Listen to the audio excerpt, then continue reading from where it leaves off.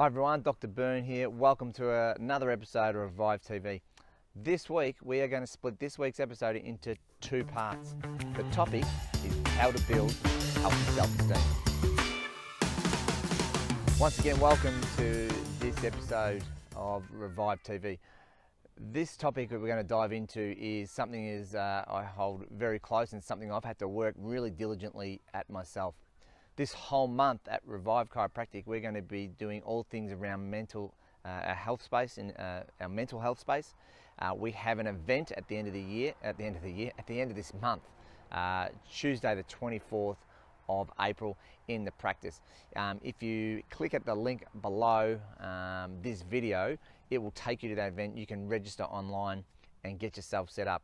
A lot of the things we're going to tackle today are going to be in that event. It's the event I enjoy doing the most because I think it's the area where most people are lacking in terms of consciously or actively practicing working on their headspace. And we've got some great tips that can help you break through those mental challenges and help you deal with the stresses that your life's throwing at you, whether that's through work, relationships, finances, whatever it is.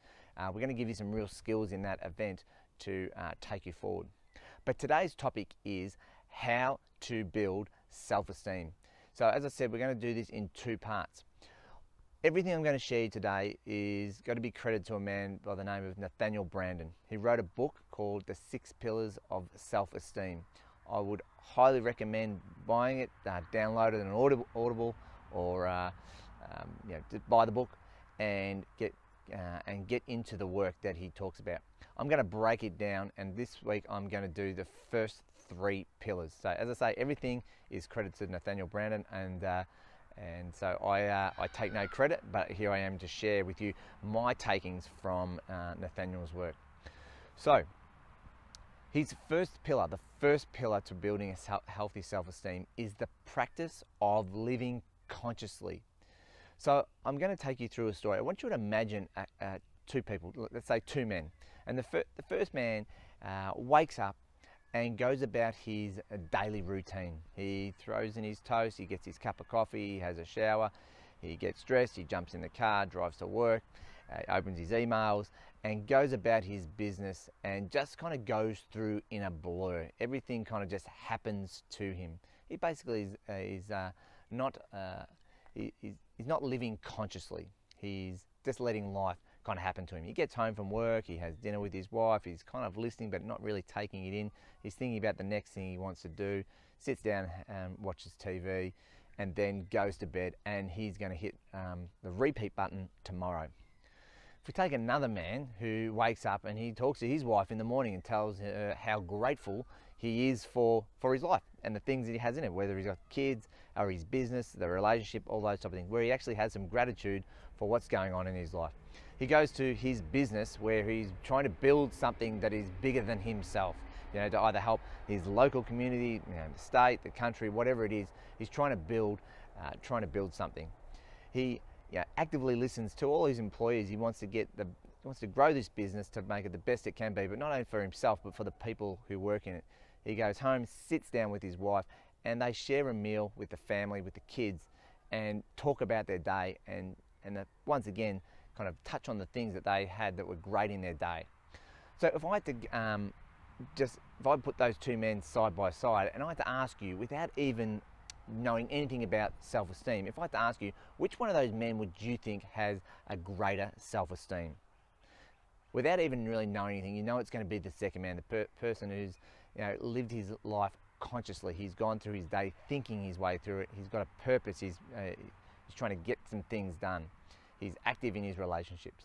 So the first pillar is the practice of living consciously. The second one is called the practice of self-acceptance.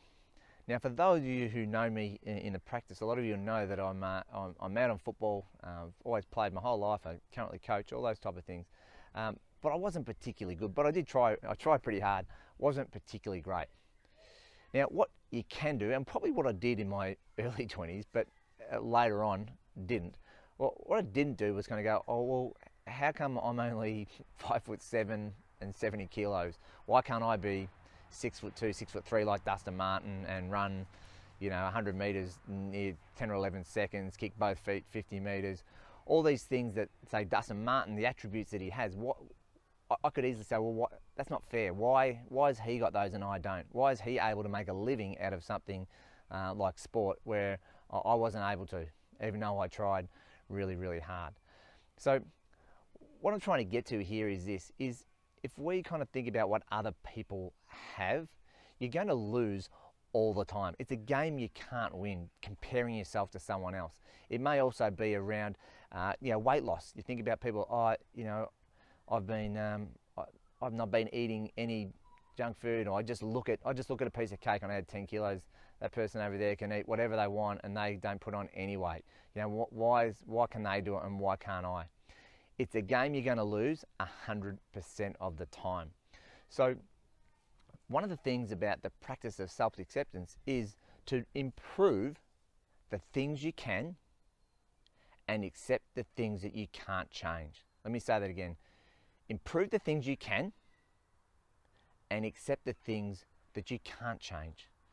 Okay, so one of the often misconceptions around when I say about accepting is that if we have a self-acceptance, that we're kind of like, this is just the way my life is, I can't do anything about it, that I'm not looking to self-improve.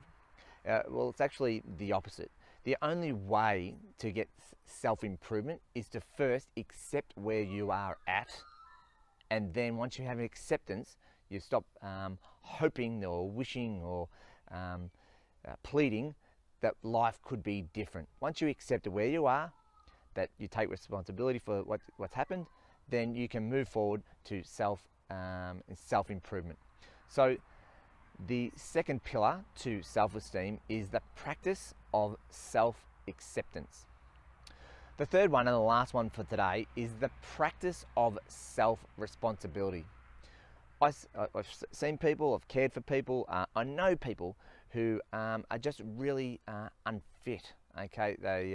And it's jeopardizing quite a few things. It's jeopardizing their long-term health, it's jeopardizing their happiness, and it's jeopardizing relationships, either within the family or within the work or any other relationships that they have with people.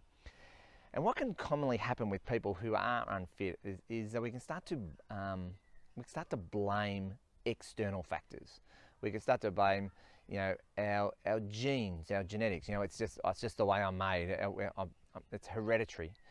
We can blame medical conditions. I've got this condition that doesn't allow me to do certain things, and we could also, blame things like at work, or extra things that we have to do within the family or in the community. So we have this work stress, and we blame other things. So the problem with doing that is we can get this into the state of being a victim, okay?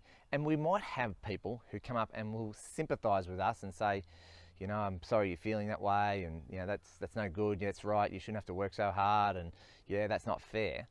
The problem with that, though, is the person who's saying that, while they might have good intentions, they're not really caring or asking about whether you're taking any responsibility for any of the things that are going on.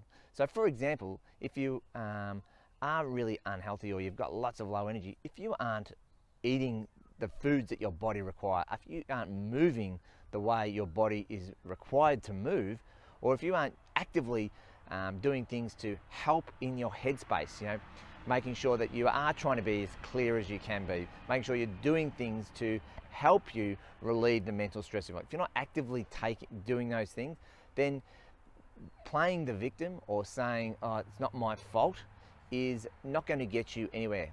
Here's the thing, there's no one that I've met or know, or even myself have experienced, when you don't take responsibility, or if you play the victim. I don't know anyone who doesn't take responsibility, plays a victim, that has a healthy self-esteem. I know myself, I've done it before. I'm more consciously aware now of if I was ever to do it. I don't do it now, but I lived some of my life being a victim and not taking responsibility. So the last one for today, and the third one, we'll dive into the other ones next week, is the practice of self-responsibility. What can you do to help yourself be better? The thing I really want to touch on before I leave is this. If you notice every one of the pillars, it starts with the practice of. It's not just what it is, it's the practice of it. And this is something that I know that I stumbled through. I knew a lot of content, but I didn't necessarily practice what people have taught me. And the thing I've learned, and especially in the last 12 months, is it's great to have knowledge, but it's applying it. It's the practice of the knowledge that you have is where the real growth changes. So if you're looking to build a healthy self-esteem, we need to practice the things that we've talked about today. We need to practice living consciously. Next time you're in a conversation with someone, be present. See how well you can stay present. See if you can really genuinely listen. Have self-acceptance for where you are and what has happened in the past, and then now start to have some self-responsibility. Remember, we've got our Inspired Thinking Workshop, which is on Tuesday the 24th of April, obviously at the end of this month. We're going to touch on a lot of what we've done today. Look out next week as we dive into the last 3 of the pillars of building a healthy self-esteem. Thanks for joining me.